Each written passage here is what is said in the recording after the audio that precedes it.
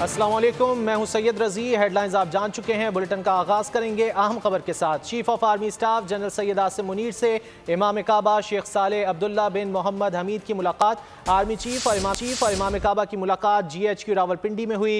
ISPR की जानिब से ये बताया गया है। Chief of army staff general Syed Asim Munir से इमाम काबा शेख सालेह अब्दुल्ला बिन मोहम्मद हमीद की मुलाकात हुई है। तफसीलात जान लेते हैं नुमाइंदा खुसूसी सलमान आवान से। सलमान, क्या तफसीलात हैं इस मुलाकात?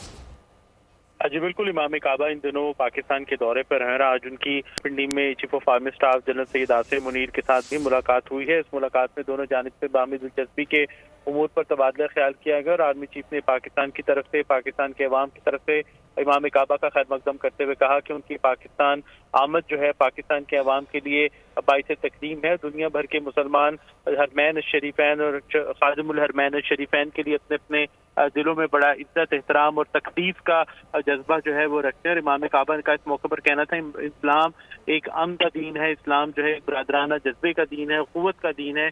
और इसके साथ ही इस्लाम के अंदर जो गलत किस्म की तशरीह जो है उसकी किसी किस्म की कोई गुंजाइश नहीं है। इस मौके पर गजा और फलस्तीन की सूरत हाल जो है वो भी जेर बहस आई। गजा में हम देख रहे हैं कि किस तरह से इसराइली फौज मजालिम जारी रखे हुए, इसी तरह से भारत मकबूजा कश्मीर के अंदर कश्मीरी मुसलमानों के ऊपर मजालिम जारी रखे हुए। दोनों शख्सियात ने इन दोनों जो सूरत हाल है गजा के अंदर और कश्मीर के अंदर उसकी शदीद मजम्मत की और कश्मीरी अवाम के साथ, फलस्तीनी अवाम के साथ इजहार यकजहती किया। आर्मी चीफ ने वाज़ेह किया कि पाकिस्तान और जो सऊदी अरब के ताल्लुकात हैं बड़े स्ट्रॉन्ग या मजबूत स्ट्रेटेजिक ताल्लुकात हैं और ये ताल्लुकात जो हैं मुश्तरका दीनी विरसे, मुश्तरका तारीख और मुश्तरका सकाफत के बंधन में बंधे हुए हैं। और पूरी एक जो सऊदी अरब है, ममलकत सऊदी अरब है, उसके लिए पाकिस्तानी मुसलमानों के दिलों के अंदर एक खास इज्जत और एहतराम का जज्बा जो है वो भी मौजूद है। इस मुलाकात में इमाम काबा ने उम्मत मुस्लिमा में अमन, सलामती और इत्तेहाद उम्मत के लिए खास तौर पर जो है वो दुआ भी की। जी बहुत शुक्रिया सलमान इन तफसीलात के लिए।